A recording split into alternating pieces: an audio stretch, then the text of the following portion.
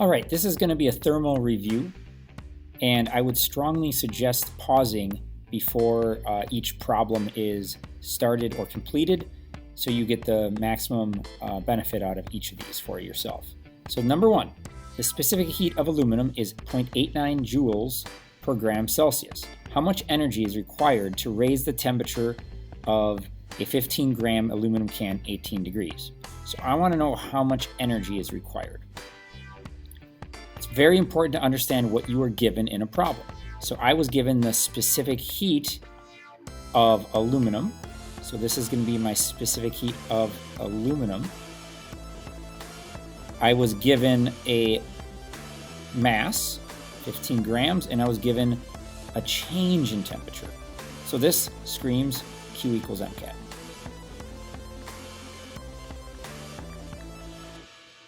And I'm going to be solving that for specifically aluminum. So I plug it in.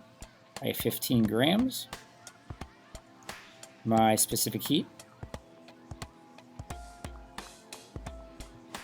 and my change in temperature. Very important that my Celsius or my Kelvin are the same, but a change in temperature, if it were Kelvin or Celsius, would truly not matter because it would still result in the same change in value. Calculate it all the way through, and I get 240.3 joules. So pretty straightforward. That would be the energy required to raise the temperature of a 15 gram can of aluminum 18 degrees. Number two, write the formation equation for sulfur trioxide. Include states of matter. That whenever you see the word formation, you need to understand exactly what that means. And what it means is you are making 1 mole of a compound from its elements and standard conditions. So how you can kind of think of that is I want to make 1 mole of sulfur trioxide, and I want to make it from its elements and standard conditions. Why is there a 2 here? Because oxygen is a diatomic. Right, so I have my sulfur, I have my oxygen. If you know a little bit more about some elements, is that sulfur is a solid at standard conditions and oxygen is gas. Okay, now I need 1 mole. So one way to approach this is to just simply balance the equation. So I see I have oxygens of 3 and 2, so I can make them equal 6 total. And then I have 2 sulfurs and I can say it 2. Unfortunately, that is not the formation equation because I need to make 1 mole of that, and right now I have 2. But if I multiply all of it by a half, basically, I could fix that. So then it would truly become this equation, and it's all said and done. If you're able to see the fractions, fantastic. But sometimes some of the equations are a little trickier, so I would suggest if you ever run into a problem that is a little confusing, is that you can just balance it normally and then basically divide the equation by whatever coefficient you have on the right side. So that is the formation equation for sulfur trioxide.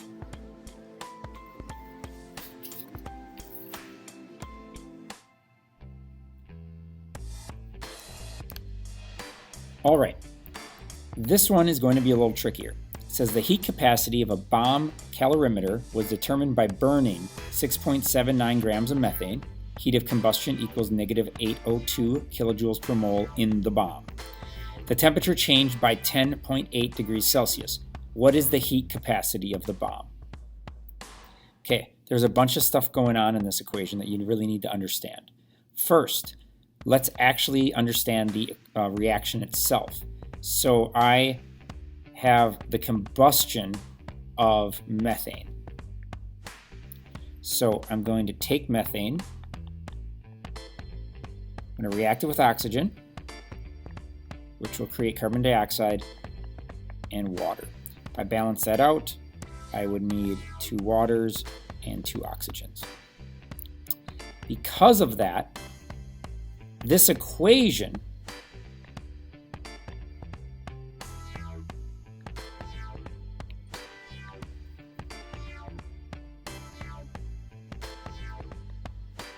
always has an enthalpy change. Okay? And in this case, all equations do. It's saying this is negative 802 kilojoules per mole. So that is the combustion of methane. So how do I interpret this then? It says that I burned 6.79 grams of methane. The temperature changed 10.8. What is the heat capacity of the bomb? Well, maybe we need to know a little bit more about what heat capacity means. So heat capacity is usually capital C, and it's the change of your enthalpy, or basically your heat flow, over the change in temperature. All right? So, in essence, what I'm really trying to figure out is kilojoules per Celsius. So once I start figuring that out, I can start manipulating this quite easily. And the reason why is that I have a source of kilojoules right here, and I have a source of my temperature right there. So I need to isolate my kilojoules. I'm going to utilize my actual starting value of 6.79 grams of methane.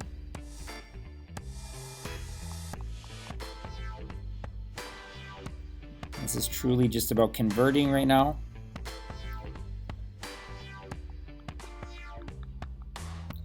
And that is C4, not C3. Or CH4.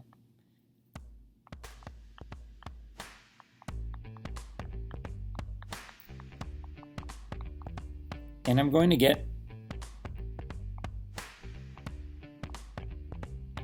340.3 kilojoules. I'm going to ignore my negative here because I'm just wanting to know how much energy resulted in that. If I take that and I plug it into my enthalpy, more or less my amount of energy, and then I find my Celsius, I can basically take 10.8 degrees Celsius, and I will get 31.5 kilojoules per degree. So it takes 31.5 kilojoules of energy to raise.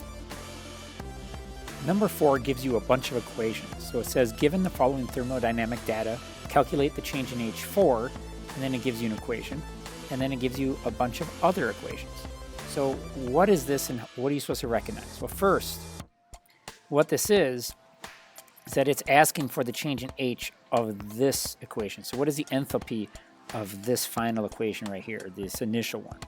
And then it gives you a bunch of other equations with a known enthalpy.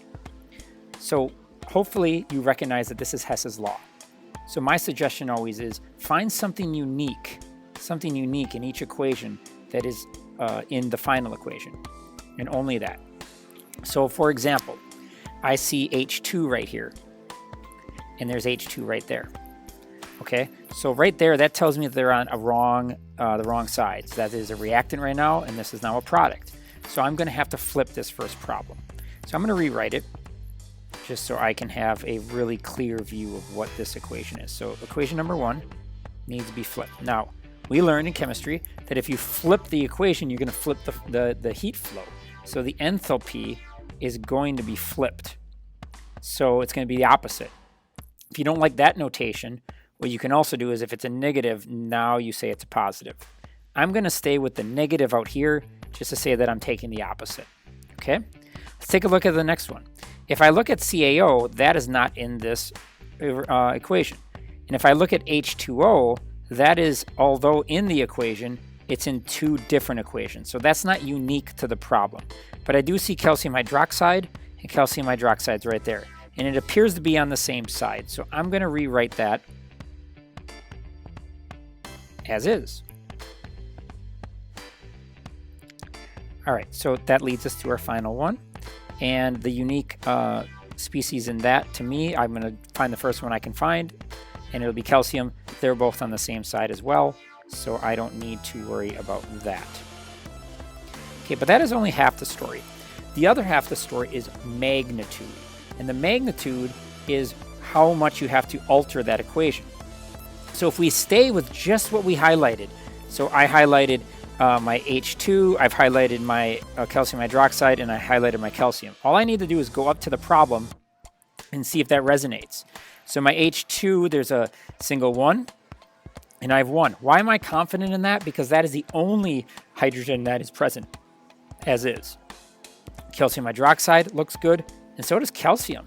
So in a rare instance, I don't actually have to change any magnitudes by multiplying by like doubling it by 2 or by half.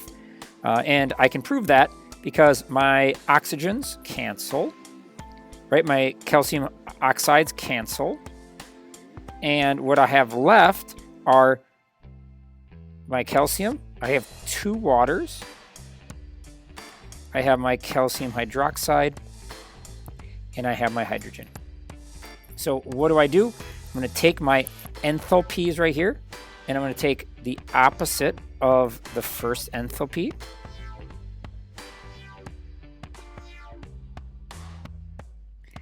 I'm going to add it to the second one. And I'm going to add it to the third one. When it's all said and done, I find out that my initial equation is an enthalpy of negative 414 kilojoules. So that is Hess's law, more just showing about flipping. I did not have an issue with magnitude for that problem. All right, number 5 says use standard heats of formation, calculate change in H for the following reactions. So standard heats of formation. So what does that mean? What that's going to mean is I need values that were determined already for me. Heats of formation are basically items that look like that. My enthalpy of formation, okay? So there are values, usually in an appendix or a given reference sheet, that show the amount of energy in and out of a system that is required to produce 1 mole of a compound from its elements. And if I take all the elements and I break down this compound into its elements and then I rearrange them back into these, I can figure out the overall enthalpy of this actual reaction. That's basically what I'm asking. Okay, so if I take letter A, and in fact, let's actually grab this one right here.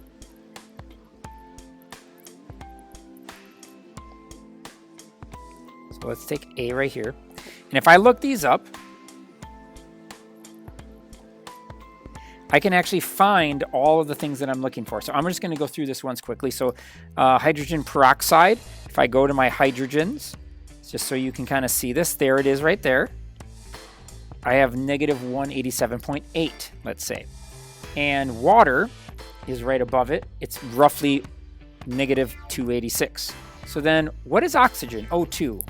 What if that wasn't given to you? Well, oxygen by itself is already 0. And the reason why is it's already in its standard state.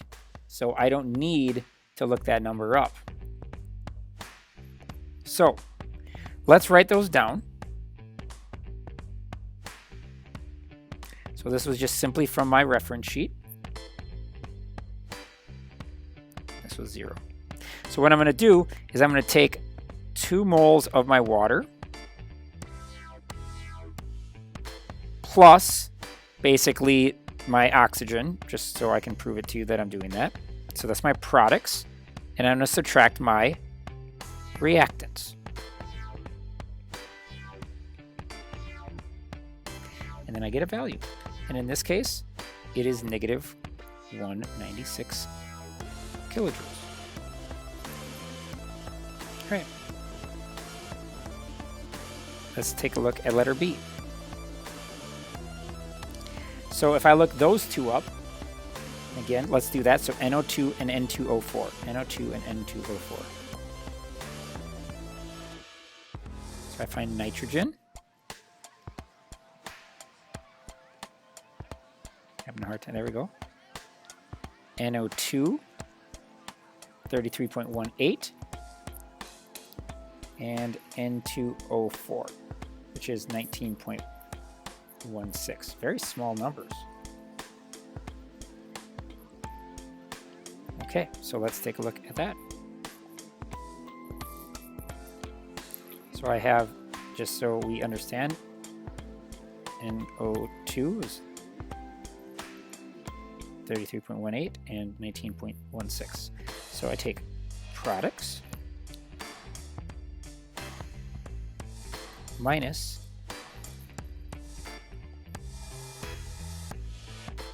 my reactants.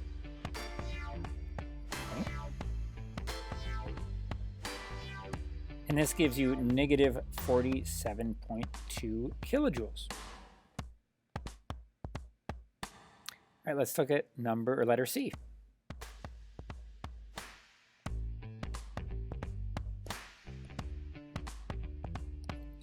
So right away, you look at one of these as reactants and products. The one I know I don't need to look up is anything that is a pure element at standard conditions. So we need to look up ethane and ethine. So let's take a look at those. So I'm going to find carbon. So 226 is C2H2, about 226.7, and C4, C2H4 is 52.26.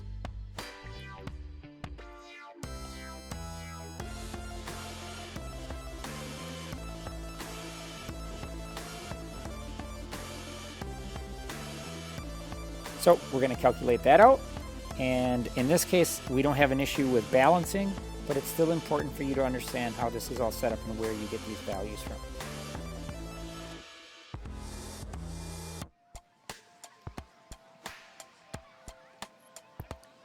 And so I take those two values and subtract them from each other. And you get a negative 174.44 kilojoules.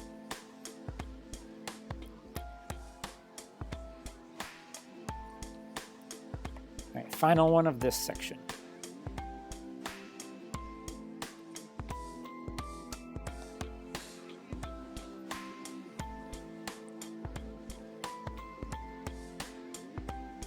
So we're going to take a look at what each of these are worth.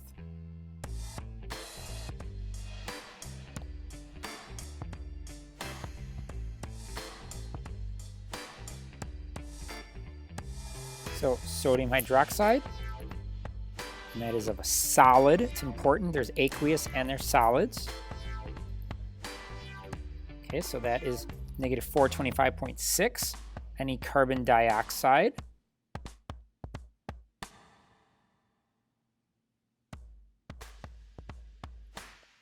Negative 393.5. I need sodium carbonate.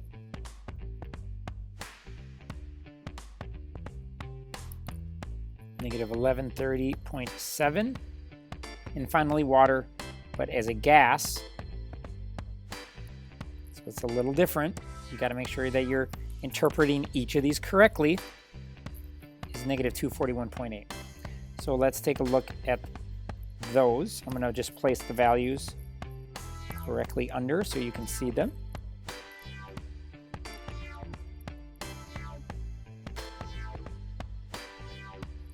And again, you need to understand that if we had different coefficients, then this would change our problem. So I'm going to take the reactants and I'm going to subtract them from the products. So take my products.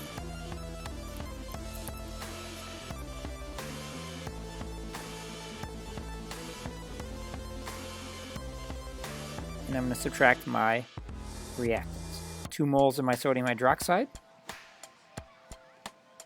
and 1 mole of my carbon dioxide. And when that is all said and done, let's see what value we get.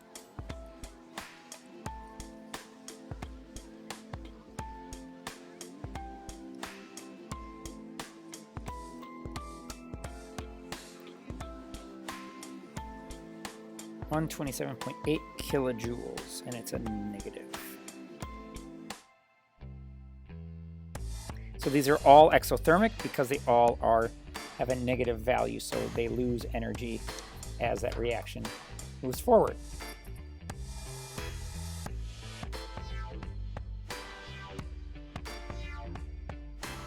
All right, our 6th problem It says a 20-gram piece of metal was placed in boiling water. Then it was immediately transferred to 75 milliliters of water, which was at 15 degrees Celsius. The final temperature of the water after the metal was placed in the water was 20.5 degrees. What is the specific heat of the metal? All right, so here's the question right here. It's important for you to understand. So basically, in this case, we placed some hotter metal in some cooler water. So this is not a reaction, this is a heat transfer. So that is a big difference when you're approaching it. So I'm basically taking my metal and I'm transferring that into my water.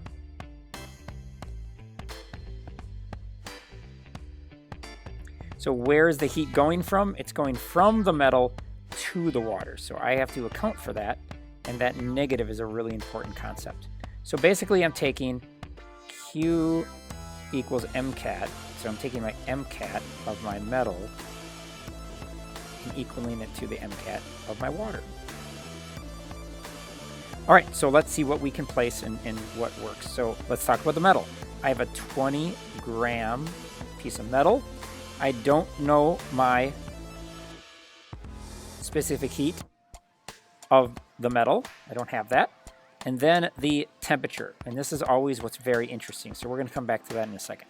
My water, another really interesting idea, is that I have 75 milliliters of water, and water's density is 1 milliliter equals 1 gram. So I have 75 grams of water. Specific heat of water is 4.18. And then again, we get to the temperatures, which is very important to have an understanding of. So change in temperature. So let's talk about this. So the easier one is that the water appears to have started at 15 degrees. Okay. Well, what did the metal start at? Well, it was placed in boiling water. So as a chemistry student, you need to understand that if you're not told anything else specific, that you have to assume that boiling water is 100 degrees, just like freezing is 0. So I'm starting at 100 degrees. The key to this is that my final temp needs to be exactly the same. So the final temperature of the water looks like it ended at 20.5. Well, that has to be then the same as the temperature of the metal because it's sitting in the surroundings, that is my water. So now this is just simple algebra. And I calculate this all the way through. A metal's specific heat should always be much lower than that of water. In this case, it definitely is. And a reminder again, what is specific heat? Specific heat is basically saying that it takes 1.08 joules to raise a 1 gram of this metal 1 degree. Versus water, where it would take 4.18 joules to raise the temperature of 1 gram 1 degree. So water would take 4 times the amount of energy, roughly.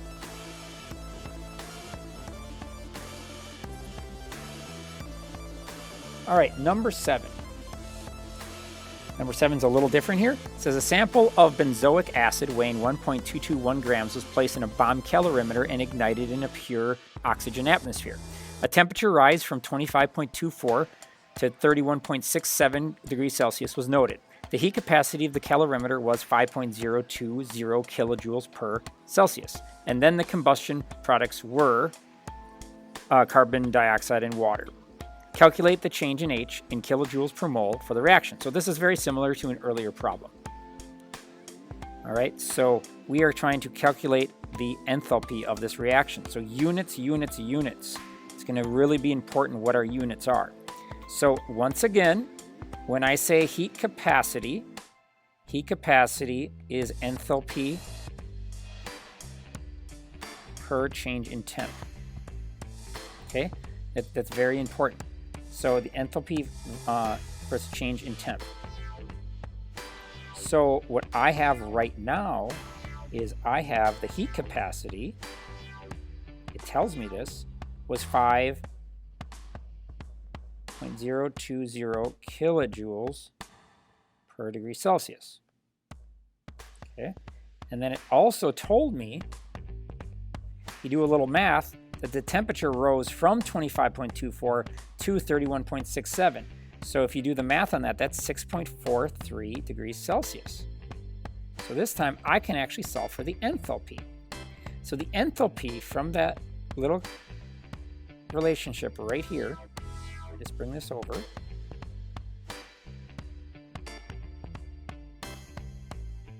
Was 32.28 kilojoules. Okay, now where do I go from there? I have been told the units. It's kilojoules per mole. Well, I reacted 1.221 grams of benzoic acid. So what I need to do is find out how many moles I'm actually reacting. So let's do a little T-chart and determine that. So the mass of that is roughly 122 per 1 mole. For the sake of not having to write that all out, I'm just going to abbreviate that a little bit. And I basically have, if you look at that, about 0.01 moles. So I take that answer and I divide it by 0.100 moles. And I'm going to get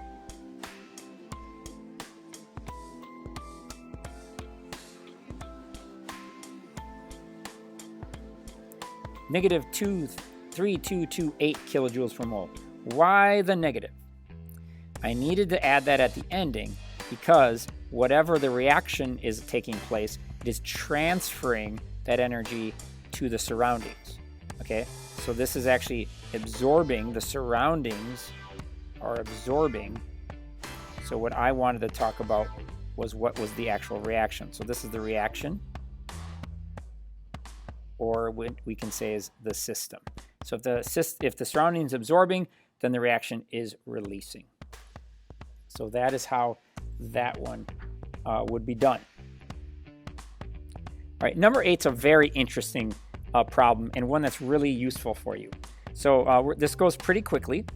It says, consider the following reaction. And this reaction has a ton of different coefficients in it. And at the ending, it has a change in enthalpy, which, by the way, every time I see enthalpy, I can think of it per mole. So letter A, it says, how much heat is released when 150 grams of chlorine is produced?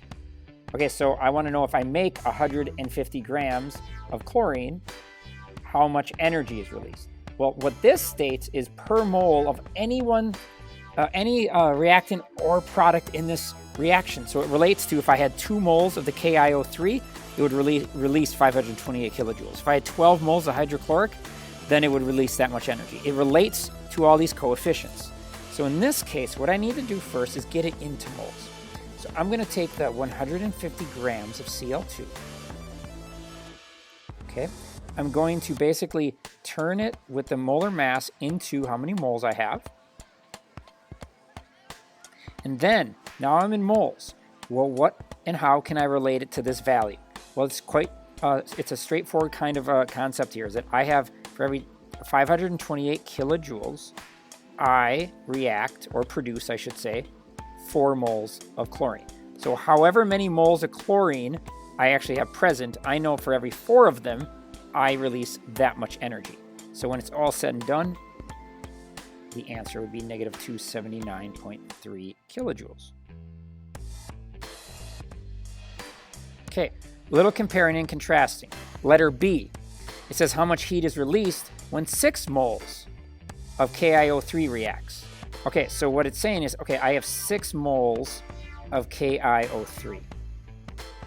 All right, well, what do I know about this reaction? This is what I know. Is that for every 2 moles of KiO3, the reaction releases 528 kilojoules. Now, I'm going to put the negative there, but honestly, the question is saying how much heat is released, so you really wouldn't need that negative because it's asking for an amount. But I'm going to leave that negative there. It'll be okay. So the answer ends up being 1584 kilojoules. So it is very important that you understand that this value right here for my enthalpy relates to all of these coefficients. So if I have 6 moles of water, I have 528 kilojoules of energy releasing. If I have 12 moles of water, then I have double that. If I have 3 moles of water, I have half of that. Okay, so hopefully that makes sense with the relationship of your enthalpy to your coefficients. All right, number 9. It says how much water at 15 degrees would it require for a 20 gram piece of lead at 120 degrees to drop to 40 degrees? Wow, that is really confusing. So what I'm basically saying is if I drop a piece of lead into water and I want it to go from 120 degrees to 40 degrees, and if I have water at 15 degrees, how much water do I need to have that happen? So the water would have to absorb that energy. Okay, so it's transferring. So that again is an equation where I'm talking about how much the water to the metal. In this case, I have lead. So this is another classic Q water to the Q metal, and I'm losing energy from my metal and I'm gaining it into my water. In this case, when I say MCAT, last problem, I did not know the specific heat of my metal. This time I don't know the mass of my water. So let's punch this in and see what we get. So I have M, I have water's specific heat capacity, which is very consistent. Okay, what is my temperatures? It says I'm starting at 15. I want it to end at 40. Okay. All right, the mass of my metal is 20 grams. Don't want to forget the negative.